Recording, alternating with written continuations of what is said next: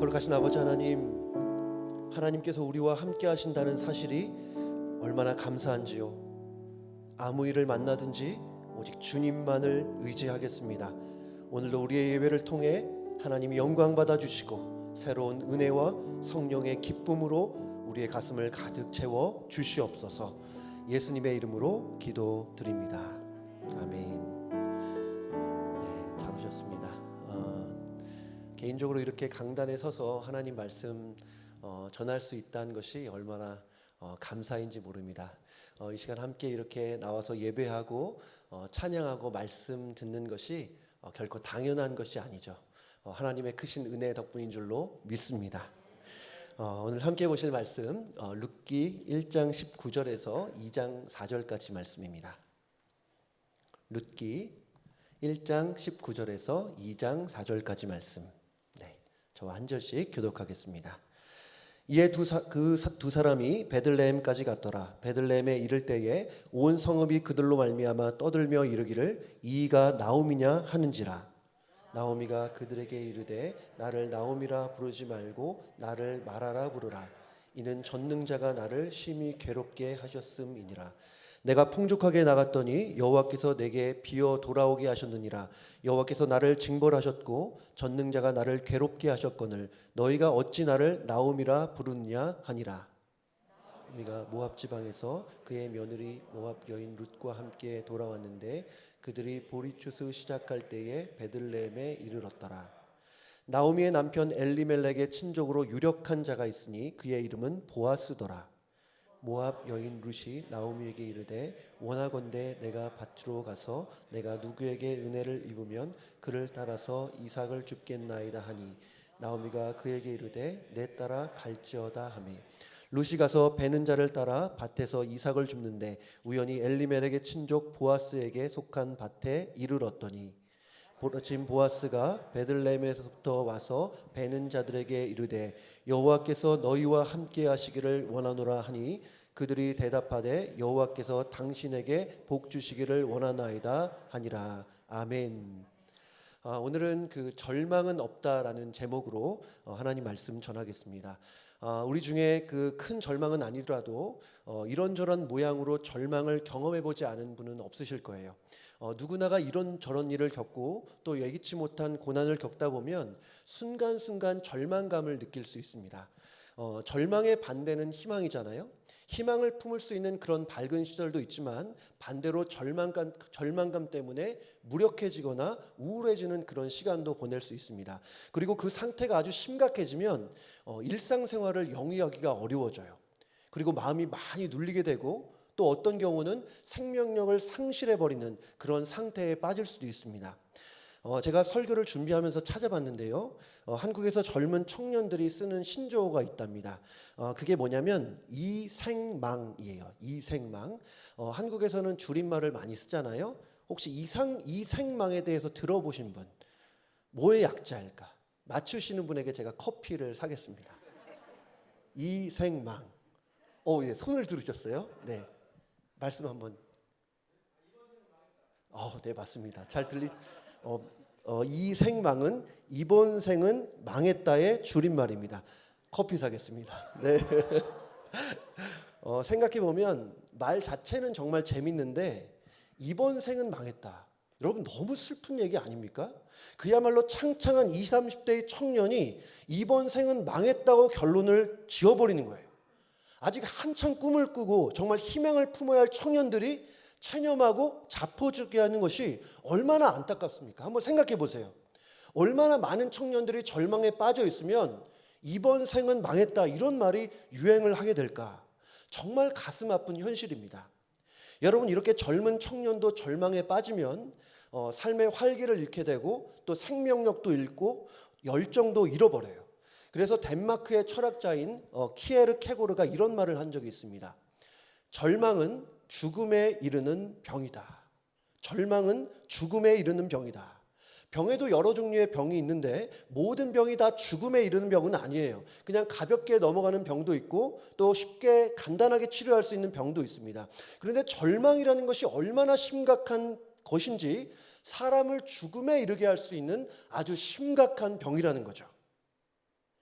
여러분, 이것을 우리의 대적 마귀도 알고 있습니다. 예수님이 마귀에 대해서 이런 말씀을 하신 적이 있어요. 요한복음 10장 10절에 이렇게 말합니다. 우리 같이 읽을까요? 시작. 도둑이 오는 것은 도둑질하고 죽이고 멸망시킬 것뿐이요 내가 온 것은 양으로 생명을 얻게 하고 더 풍성히 얻게 하려는 것이라. 우리의 대적 마귀는 도둑질하고 죽이고 멸망시키기 위해서 지금도 혼신의 힘을 기울이고 있습니다. 어떻게 해서든지 성도를 넘어지게 하려고 온갖 수단을 가리지 않아요. 그리고 그 일을 위해서 마귀가 하는 일은 무엇이냐? 제가 오늘 이거를 묵상하면서 전에 읽었던 글 하나가 떠올랐습니다. 정호승 시인이 쓴 글인데요.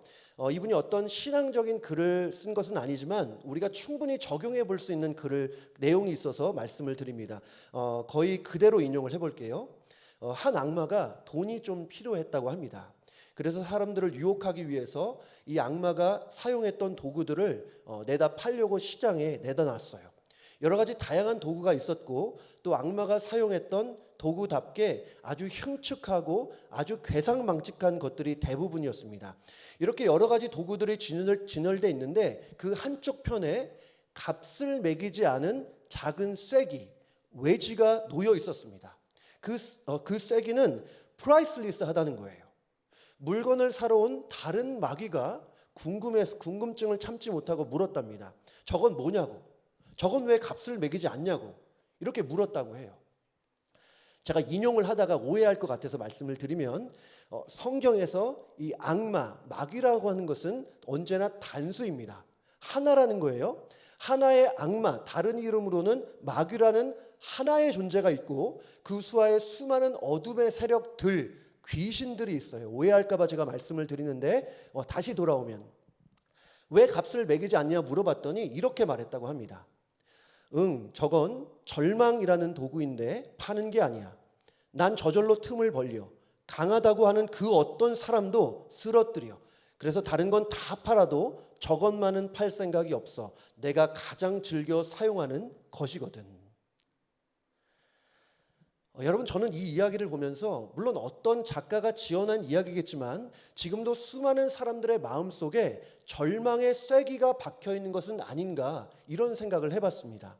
우리의 대적 마귀는 도둑질하고 죽이고 멸망시키기 위해서 절망이라고 하는 도구를 사용하고 있어요.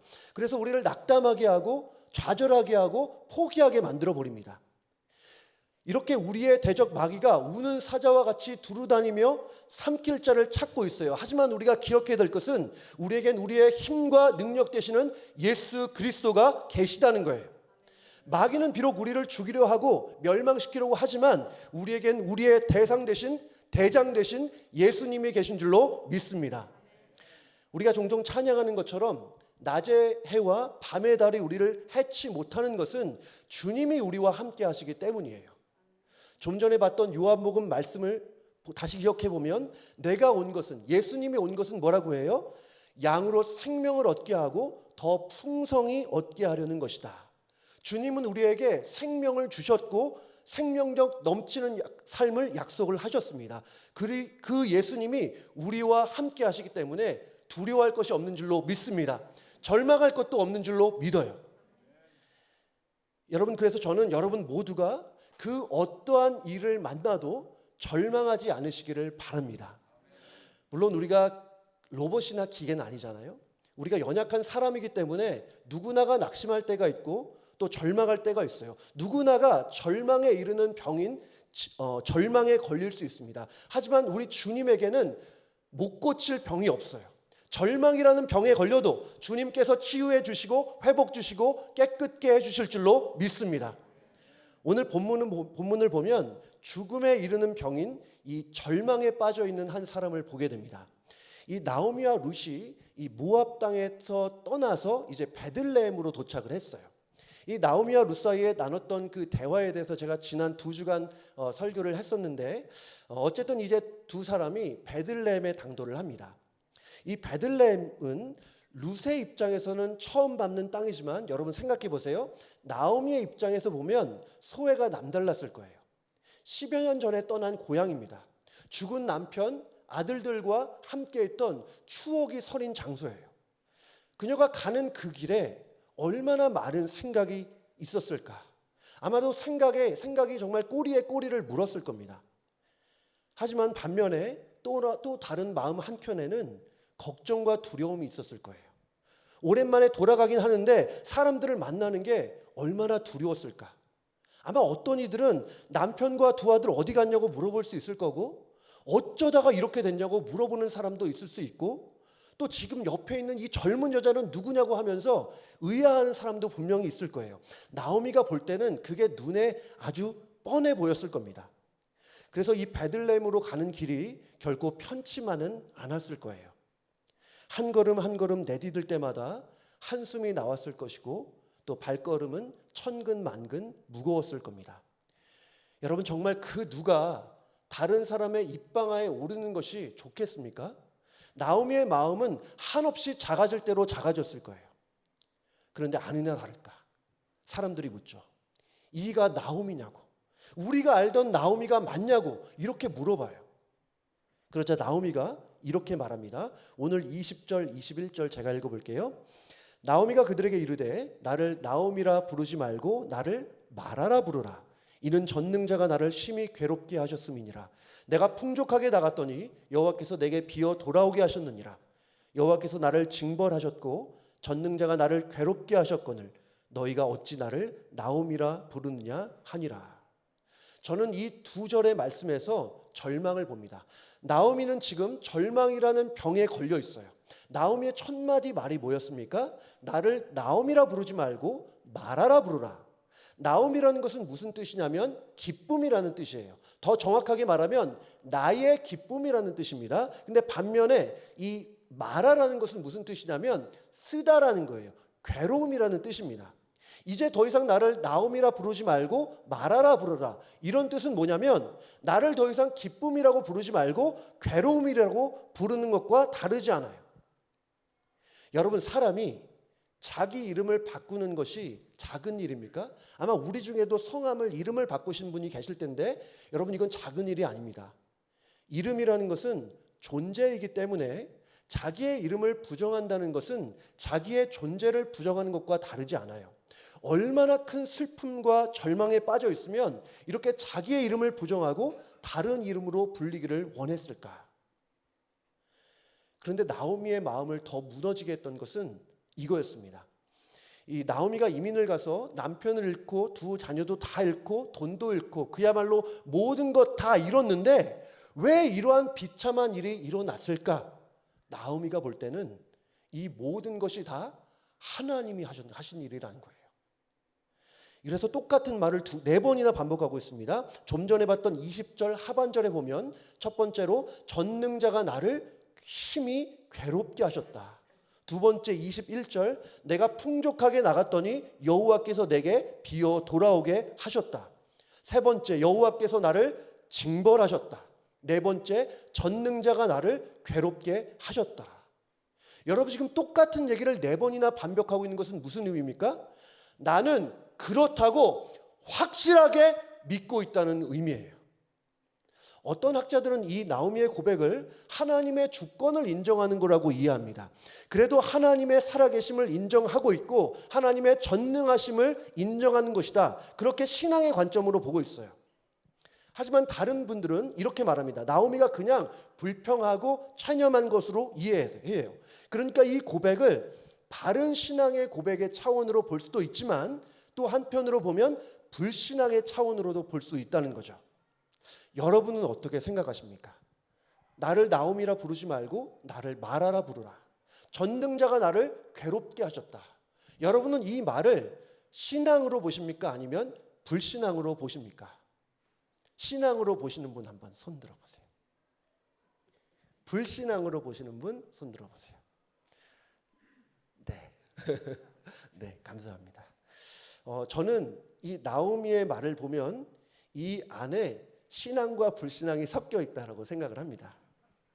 하나님이 분명히 계시다는, 그리고 우리의 인생을 주관한다는 신앙도 있지만 반면에 자신의 처지를 비관하고 마치 하나님이 회복시켜 주시지 않을 것처럼 불신앙적인 요소가 분명히 있지 않나, 이런 생각을 해요. 우리가 의견은 다를 수 있어요. 여러분의 생각은 어떨지 모르겠습니다. 근데 확실한 것은 무엇이냐면 지금 나오미가 절망하고 있다는 거예요. 절망이라는 병에 걸려서 정말 누가 보더라도 그의 마음은 절망의 먹구름이 짙게 깔려있는 상태입니다. 그래서 나오미의 고백은 마치 이번 생은 망했다라고 말하는 것과 다르지 않게 들립니다. 혹시 우리 성도님들 중에 이 나오미처럼 절망에 빠진 분은 없으신지? 오늘 설교 제목이 절망은 없다인데 솔직한 여러분의 심정은 아니요, 절망이 있습니다 라고 생각하는 분은 없으신지요? 내 상황과 형편을 보면 도저히 희망을 찾을 수 없다고 말씀하시는 분은 안 계신지 모르겠습니다. 오늘 나오미가 그랬잖아요. 근데 이어지는 말씀을 보면 마치 하나님께서 절망하지 말라고 말씀하시는 것 같아요. 물론 이어지는 본문에서 하나님의 직접적인 음성은 없습니다. 룻기 전체를 보더라도 그 어디에서도 하나님의 음성이 들리지 않아요. 그리고 어떠한 특별한 기적도 없어요. 룻기 전체를 봐도 뭐 홍해를 가르는 기적이라든지 여리고성이 무너지는 놀라운 역사가 나오지 않아요. 하지만 룻기 말씀을 쭉 읽다 보면, 이 말씀을 잘 묵상하다 보면 여러분, 우리는 무대의 뒤편에서 놀랍게 일하시는 하나님을 만나게 됩니다. 그래서 본문을 계속 묵상하다 보면 우리 안에서 하나님이 계시구나, 눈에는 보이지 않지만 하나님이 계시기에 절망할 필요가 없구나 라는 고백이 터져 나올 수 있습니다. 저는 여러분 모두가 그렇게 고백하시기를 주님의 이름으로 축복합니다. 내 눈에 보이지 않아도 하나님은 일하시는 줄로 믿어요. 내 오감을 동원해도 아무것도 느껴지지 않는다 하더라도 우리 하나님은 살아계신 줄로 믿습니다. 하나님은 여전히 우리와 함께 하시는 줄로 믿습니다. 그래서 결국에는 절망은 없다라는 고백이 우리 안에 풍성히 일어나기를 주님의 이름으로 축복합니다. 오늘 본문에서 우리는 우리의 무대 뒤편에서 일하시는 이 하나님의 모습을 발견하게 돼요. 두 가지 점을 보려고 하는데, 먼저 한 가지, 이 나오미의 고백 이후에 이 룻기의 저자는 지극히 평범해 보이는 문장 하나를 슬쩍 덧붙입니다. 그게 오늘 1장 마지막 절인데요, 22절 우리 함께 보겠습니다. 시작. 나오미가 모압 지방에서 그의 며느리 모압 여인 룻과 함께 돌아왔는데 그들이 보리추수 시작할 때에 베들레헴에 이르렀더라. 너무나 덤덤하게 나오미와 룻이 언제 베들레헴에 도착했는지를 말하고 있습니다. 여러분, 이 한 문장만 보면 단순히 그 정보 전달의 차원으로 볼 수 있어요. 하지만 이 룻기 전체를 비추어 보면 보리 추수를 시작할 때에는, 이 표현에는 상당히 중요한 의미가 담겨 있습니다. 저는 이 말씀에서 희망의 전조를 보게 돼요. 지금 나오미와 룻은 약자 중에 약자입니다. 지난번에도 말씀드렸지만 이 당시에는 여성의 인권이 바닥을 치고 있던 상태예요. 남자 없이 여자 혼자서 생계를 유지할 수 있는 때가 아닙니다. 지금과는 달라요. 그러니까 나오미와 룻의 입장에서 보면 지금 하루하루 먹고 살기가 너무나 어려운 때에 다행히 보리를 심을 때가 아니라 보리를 추수할 때에 예루살렘에 도착한 거예요. 베들레헴에 도착한 거예요. 텅 빈 빵집에 지금 빵이 서서히 채워져 가는 이 시점에 이들이 오게 된 거죠. 정말 하나님의 퍼펙트한 타이밍입니다. 여러분, 우리는 살면서 나의 타이밍과 하나님의 타이밍이 다르다는 사실을 참 많이 경험하게 됩니다. 여러분도 많이 느끼셨을 거고 저도 많이 느낄 때가 있었어요. 왜 하나님은 이럴 때 이렇게 하시지 않지? 지금 일하셔서 지금 당장 무언가를 보여주시면 좋겠는데 왜 하나님은 아무것도 행하시지 않는 것이지? 이런 질문을 많이 했었어요. 그리고 그렇게 나의 타이밍과 하나님의 타이밍이 다르기 때문에 힘들기도 하고 지치기도 하고 그래서 인내해야 하기도 했습니다. 뭐 저만 그렇지 않겠죠. 우리 다 그럴 거예요. 하나님을 섬기는 분이라면 다 예외가 없습니다. 그런데 나중에 시간이 지나고 나서 이렇게 돌이켜 보면 깨달아지는 내용이 있는데 그게 뭐냐면 언제나 하나님의 타이밍이 최선이라는 것입니다. 우리 하나님은 늦지도 않으시고 너무 이르시도 않으세요. 하나님은 가장 적당한 때에 하나님의 역사를 보여주십니다. 우리 하나님은 가장 좋은 타이밍에 가장 선한 일을 행하시는 분인 줄로 믿습니다. 이 나오미와 룻이 어떤 계획과 목적을 가지고 보리를 추수할 때에 간 것이 아니에요. 하지만 그렇게 하신 하나님의 계획과 목적이 있었습니다. 이들에게 계획이 없었지만 하나님께는 계획이 있었어요. 그래서 이들이 굶지 않고 생계를 유지할 수 있었던 것이고, 또 하나, 여러분, 이렇게 보리를 추수할 때에 돌아갔기에 정말 소중한 만남을 갖게 돼요. 이 만남을 통해서 이 룻기 시리즈의 제목처럼 텅 빔에서 풍요로움으로 가게 됩니다. 여러분, 누구와의 만남일까요? 보아스와의 만남. 맞아요. 2장을 시작하면서 룻기 저자는 보아스가 어떤 사람인지를 소개하고 있습니다. 2장 1절 말씀 같이 볼게요. 시작. 나오미의 남편 엘리멜렉의 친족으로 유력한 자가 있으니 그의 이름은 보아스더라.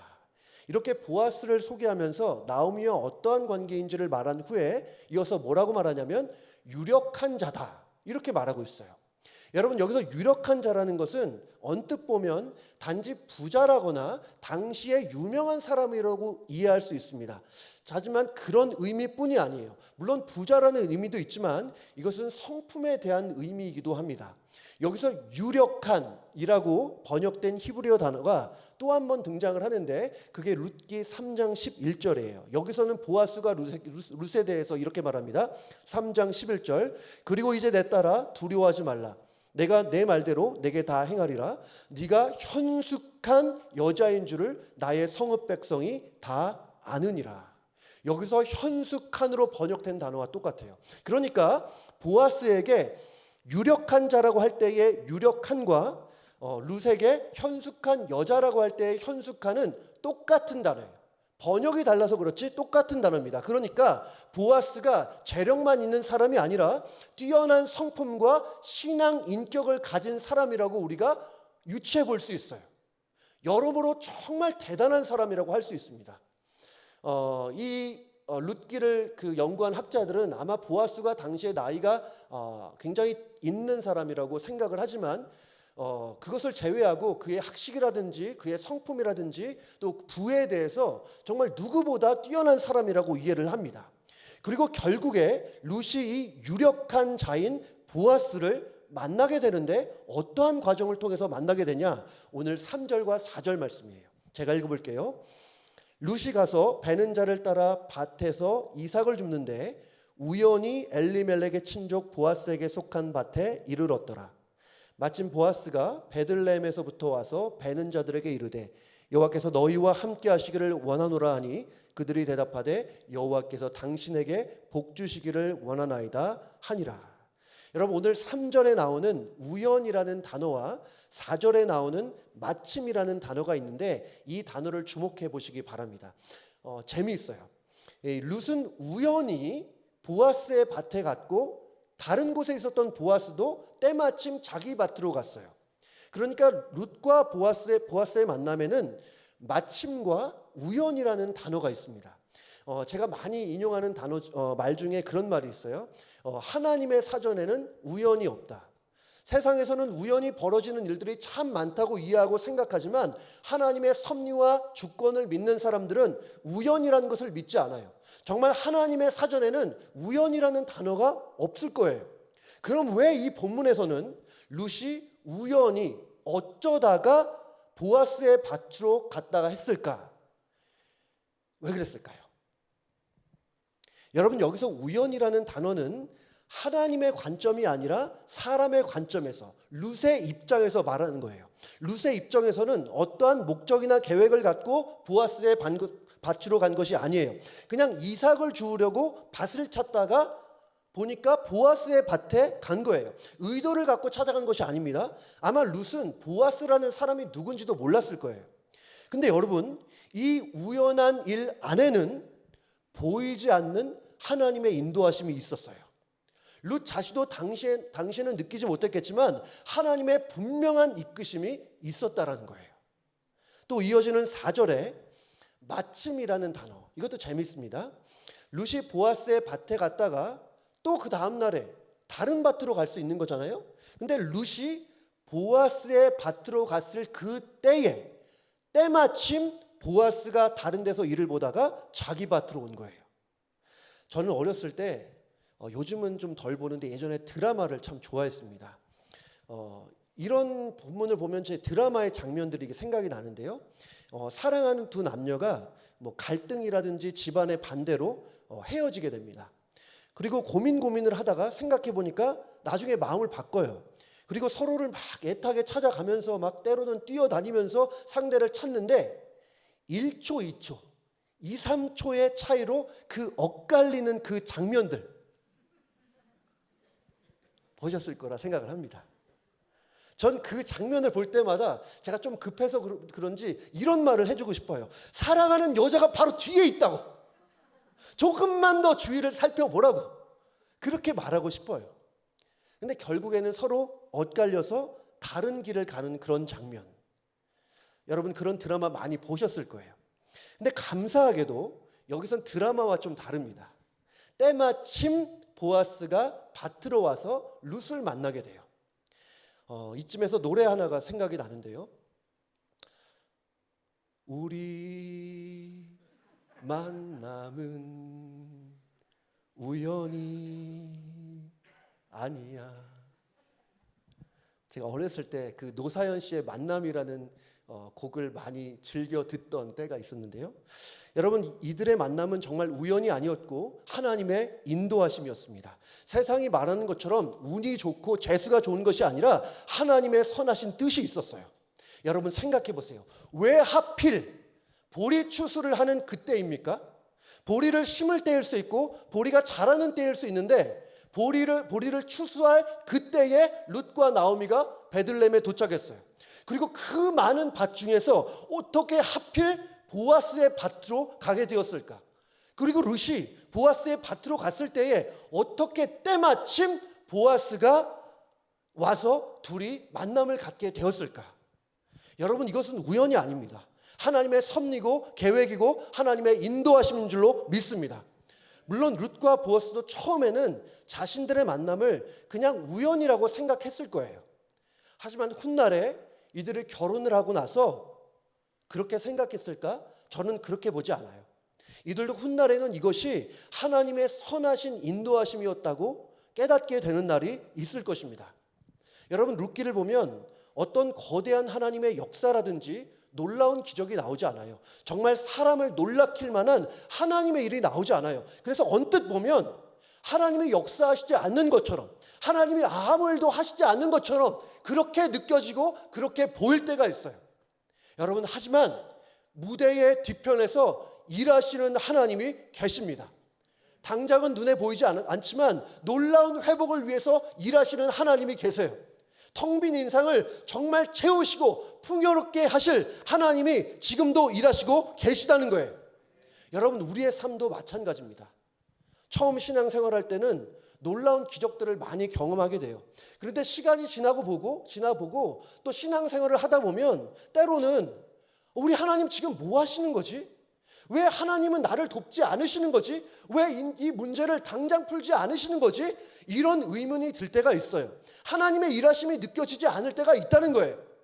하지만 우리의 눈에 보이지 않아도 하나님은 무대의 뒤편에서 우리를 위해서 일하시는 줄로 믿습니다. 여러분을 위해서 일하고 계시고 여러분의 가정과 교회를 위해서 여러분의 일을 위해서 하나님은 분명히 일하고 계세요.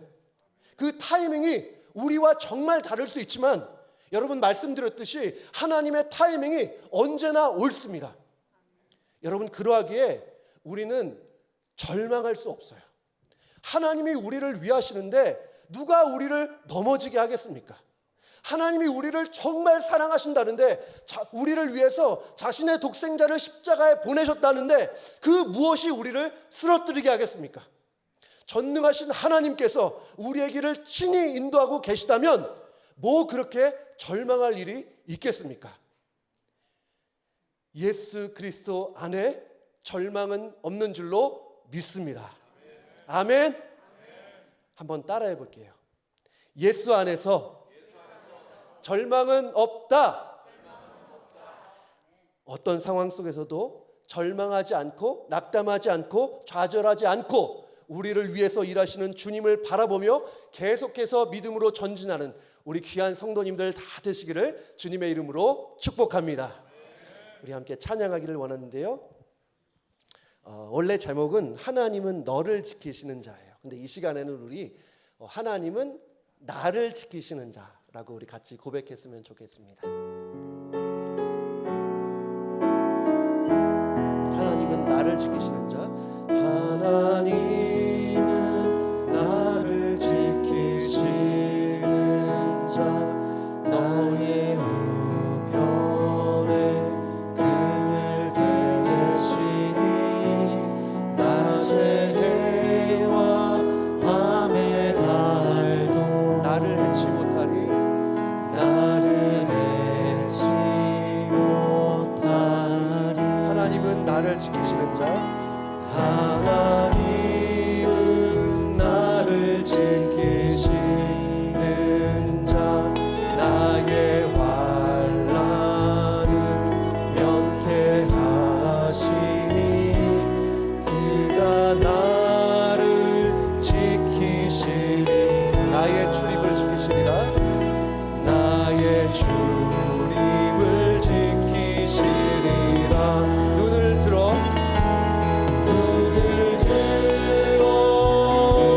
산을 보아라. 나의 도움 어디서 오나. 천지 지으신 나를 만드신 우리 불 좀 켜주세요. 하우스 좀 올려주세요. 이 시간에 우리 너를 지키시는 자 하면서 우리 서로를 쳐다보면서 하겠습니다. 하나님, 우리 양옆에 있는 사람들을 보면서 고백하겠습니다. 지키시는 자. 너의 우편에 그늘 대시니 낮에 해와 밤에 달도 너를 해치 못한. 하나님은 너를 지키시는 자. 하나님은 너를 지키시는. 우리 앞뒤에 있는 분들도 같이 해볼까요? 너의 환난을 면케하시니 그가 너를 지키시리라. 이번에는 우리 양옆에 있는 분들. 너의 출입을 지키시리. 눈을 들어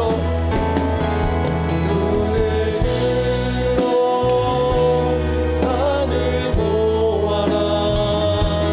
너의 도움 어디서 오나. 천지 지으신 너를 만드신 여호와께로다. 이 시간 함께 기도할 때에 말씀을 기억하면서 기도했으면 좋겠습니다. 예수 안에서 절망은 없다. 그렇지만 반대로 예수 밖에는 절망은 있습니다. 예수님을 믿는 모든 사람들은 예수 안에 있다고 말할 수 있지만 실제 내 삶 속에서 예수님 밖에 있는 것처럼 여겨지고 그렇게 살아가는 성도들 참 많습니다. 이 시간 함께 기도할 때에 하나님, 우리에게 믿음을 더해달라고, 눈에 보이는 상황보다 비록 눈에 보이지 않지만 지금도 살아서 역사하시는 하나님을 바라보는 믿음의 눈을 허락하여 주시옵소서. 그래서 절망이 아니라 하나님을 향한 소망을 가지고 전진하게 해달라고 함께 기도하기를 원합니다. 기도하겠습니다. 거룩하신 아버지 하나님, 은혜를 감사합니다. 하나님, 이 시간 정말 우리 안에 계신 하나님, 우리가 주님 안에 있고 주님이 우리 안에 있음을 믿습니다. 하나님, 우리의 삶 속에서 정말 하나님 예수님 밖에 있는 것처럼 생각하지 않게 하여 주시고 예수 그리스도 안에서 정말 다시 한번 소망을 품고 소망의 노래를 부를 수 있는 우리 될 수 있도록 하나님 축복하여 주시기 원합니다. 하나님, 지금 살아계시는 하나님 믿습니다.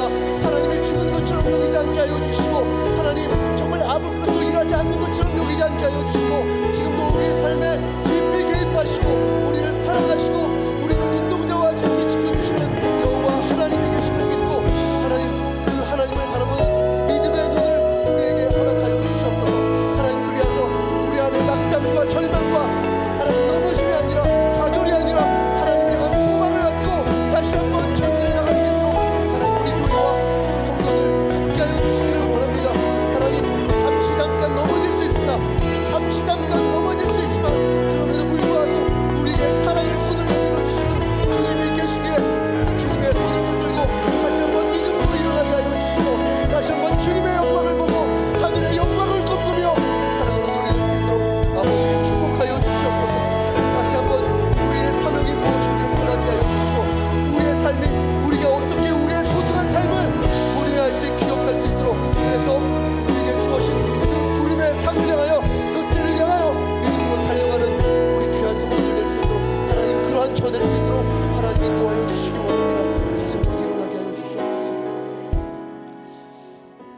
우리 하나님의 자녀들에게는 하나님의 인도하심이 분명히 있고, 하나님의 인도하심이 있다면 우리에겐 소망이 있는 줄로 믿습니다.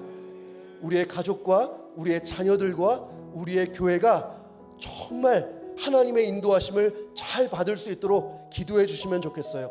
사람이 마음으로 자기의 길을 계획할지라도 그 걸음을 인도하시는 이는 여호와라 말씀하셨습니다. 하나님의 인도하심을 잘 받는 우리 되게 해달라고, 특별히 우리의 자녀들이 주님의 인도하심 잘 받아서 주님이 기뻐하시는 길로 걸어가게 해달라고 이 시간 다시 한번 기도하겠습니다. 거룩하신 아버지 하나님, 감사합니다. 주님의 은혜 가운데 우리가 이렇게 기도할 수 있게 하시니 감사합니다. 하나님, 우리를 부하와 같이 두지 아니하시고 우리와 언제나 함께하여 주셔서 하나님 우리를 인도해 주시니 감사합니다. 우리를 의의 길로 인도하여 주시고 하나님의 뜻이 있는 곳으로 우리를 인도하시고 사명의 길로 인도하여 주시기를 원합니다. 하나님, 우리가 우리의 계획과 우리의 뜻이 아니라 우리의 마음으로 우리의 길을 계획할지라도 그 걸음을 인도하시는 여호와이시오니 하나님, 그 여호와의 인도하심을 늘 누리며 인정하며 하나님의 축복과 섭리를 인정하며 살아갈 수 있도록 아버지 축복하여 주시기를 원합니다. 하나님, 우리 교회가 또 우리의 성도님들의 개개인의 삶이 정말 하나님의 인도하심을 잘 받을 수 있도록 많은 계획과 뜻이 있을지라도 여호와의 뜻이 완전하여지리라 말씀하셨습니다. 하나님, 특별히 우리의 자녀들, 정말 믿음이 없는 이 세대 속에 우리의 자녀들 정말 주님의 인도하심을 잘 받아서 정말 주님의 인도하시는 길로 이 세상을 변화시키며 하나님이 기뻐하시는 선한 길로 잘 나아갈 수 있도록 아버지 축복하여 주시기를 원합니다. 하나님, 함께하여 주세요. 정말 그렇게 해서 정말 주님의 인도가 순간순간 느껴질 수 있도록 하나님 도와주시기를 원합니다. 하나님, 인생의 큰 갈림길 속에 있는 성도들이 있습니까? 하나님, 기도할 때에 분명한 하나님의 인도하심을 경험하게 하여 주시고, 무엇보다 우리에게 주신 거룩한 하나님의 말씀, 하나님 우리가 없는 절대 무오한 하나님의 말씀으로 하나님 우리를 인도하여 주시기를 원합니다. 하나님, 기도를 통하여서 하나님의 말씀이 다시 한번 기억되게 하여 주시고 하나님의 말씀으로 우리의 길이 정말 주님 앞에 바른 길 될 수 있도록 인도하여 주시기를 원합니다. 하나님, 정말 하나님의 기뻐하시는 길로, 정말 주님의 기뻐하시는 길로, 주님 원하시는 길로 걸어가기를 원합니다. 하나님, 우리를 그렇게 인도하여 주셨고 우리의 삶을 잘 인도하여 주시기를 원합니다. 하나님, 인도하여 주셨소서. 저는 오늘 룻기 말씀을 보면서, 아니 룻기 전체 말씀을 계속 묵상하면서 하나님이 기대가 됐어요. 하나님이 기대가 됐어요. 나오미와 룻이 스스로 텅 빈 인생을 채우지 않았습니다. 텅 빈 인생을 풍요로 채우신 분은 하나님이었어요. 전적으로 하나님의 은혜였습니다. 하나님이 일하시면 되는 거예요. 하나님이 하시면 회복되는 거고, 하나님이 하시면 변화되는 것입니다. 우리 이 시간 우리의 삶을 풍성하게 채워주실 하나님을 기대하며 이 시간 기도하면 좋겠는데요. 이 시간 주여 한번 외치고 기도하겠습니다. 주여! 하나님, 하나님, 정말 하나님을 기대합니다. 하나님, 사람이 아니라, 넘어지기 쉬운 연약한 죄인이 아니라 너무나 선하신 완벽하신 하나님을 기대합니다. 하나님 우리 안에 계시기에, 하나님 우리를 사랑하시기에, 하나님이 우리를 이제까지 인도하셨기에, 하나님의 풍성한 은혜로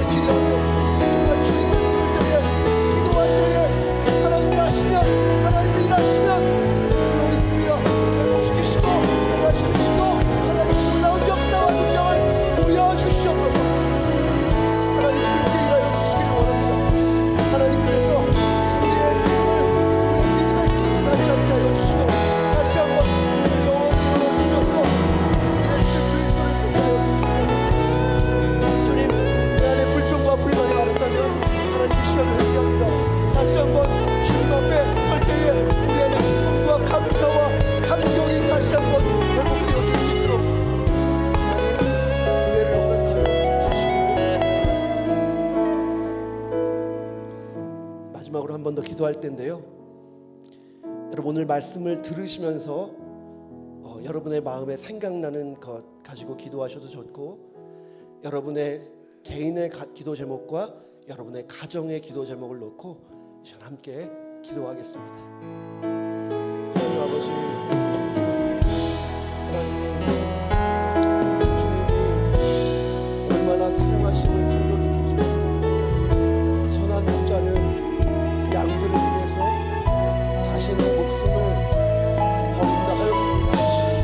하나님 저에게도 너무나 연약한, 너무나 부족한 저에게도 목자의 마음을 허락하여 주셔서 하나님 그들을 참으로 사랑하고 일할 수 있도록 하나님 그래서 이들에게 하나님의 사랑을 보여줄 수 있는 하나님 그런 자 될 수 있도록 도와주시기 바랍니다. 하나님 제가 얼마나 연약한지, 얼마나 자주 넘어지는지 하나님은 너무나 잘 아십니다. 그럼에도 불구하고 하나님 이렇게 말씀의 강단에 서서 너무나 부끄럽지만 너무나 창피하지만 하나님의 말씀을 전할 수 있는 기회를 주셔서 감사드립니다. 하나님의 말씀을 가감없이 전하게 하여 주시고, 순전한 복음을 전하게 하여 주시고, 순전한 복음처럼 살아갈 수 있는 용기와 담대함도 지혜도 허락하여 주시옵소서.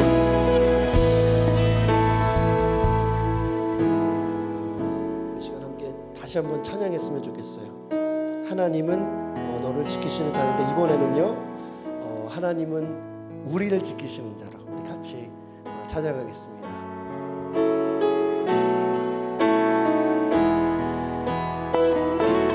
하나님 우리를 지키시는 자, 우리를 지키시는 우리 우편에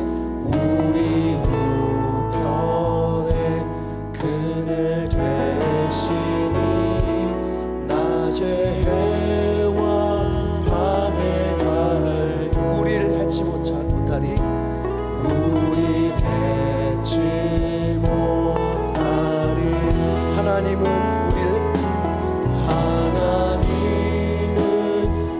우리를 지키시, 우리 환난을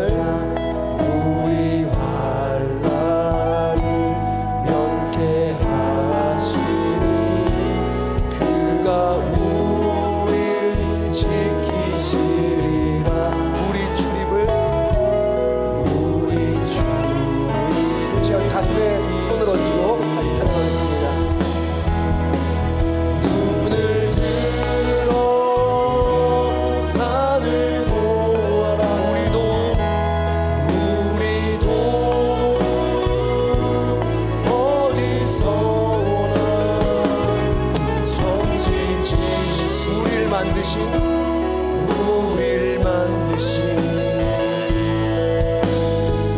우리 한 번 더 고백하기를 원합니다. 눈을 들어 산을 보라.